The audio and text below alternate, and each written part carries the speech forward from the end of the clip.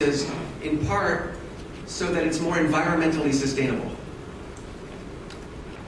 Right? We're reducing vehicle miles traveled, we are reducing energy use, all of those sort of aspects of sustainability. And I don't by any means to denigrate other definitions, right? I'm just saying this is kind of something we've been working on and thinking about in connection with what is happening here in Washington, because there's a lot of energy right now around this. You all know about the interagency partnership between HUD and DOT and EPA around sustainable communities. And to a large extent, I think this is what they have in mind, as witnessed by the this issue of environmental sustainability. And the question that I have is, how do we make sure that low and moderate income families can afford to live in these sustainable communities? And you might say, well, how can you have a sustainable community without having affordable housing? And I think I share that view, but I'm not sure that everybody who is part of this movement actually shares that. And by this movement, I think the sustainability movement. I think there is a real risk that we will create new communities of opportunity oriented around transit in particular, but also around job centers that are of higher density, that are more environmentally sustainable, that include a mix of incomes that are walkable, that are bikeable, all the things that we are talking about, but they will not be affordable. And it's very easy to imagine why that might happen. We are learning that these communities are very attractive to people with money. There was just a report, I talked a little bit about it yesterday, I won't go into too much depth, that the Dukakis Center came out at Northeastern that looked at the issue of gentrification around areas near newly installed transit lines between 1990 and 2000.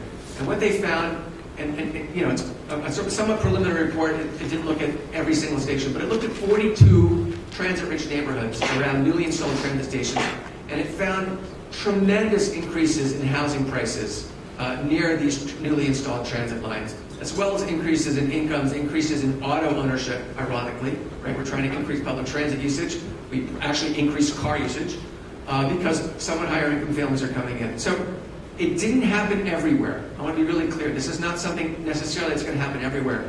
But where it happens, it often happens in a really big way. And neighborhoods get transformed. And neighborhoods that are today fairly high in poverty get transformed into neighborhoods that are quite desirable neighborhoods for people at market rate housing. And people who have low and moderate incomes end up getting pushed out because land prices go up, and that leads to rents going up, home prices go up.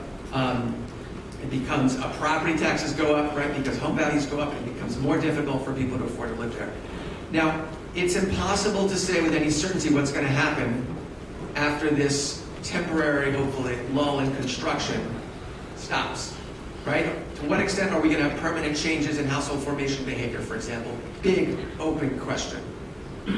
I count myself in the camp that thinks there's a huge pent-up demand for household formation that has been caused by the fact that that people don't have jobs, and so they're doubling up, and that once they do have jobs, the economy eases. I think we're going to end up in a lot of markets resuming where we left off. Other people disagree, right? It's a legitimate debate. But I actually think that it's not going to be quite the same as it was. It's actually going to be more targeted. The development is going to be more targeted, and particularly if gas prices go up as we project it, they will go up, right? Which will increase demand for living in location-efficient areas where you don't have to drive as far. Not necessarily eliminating cars, but certainly reducing car usage. And if demographic trends play out in terms of more older adults and more younger adults without kids, both demographics that tend to want to live somewhat closer in, not always inner city, sometimes first-ring suburbs, but more, all of that will increase demand. And given how dysfunctional our system is in actually allowing development to occur, we're not going to be able to respond with supply to the increase in demand. Those are going to drive up housing prices in these areas, and that's going to accelerate the gentrification trends that we found in the mid-90s.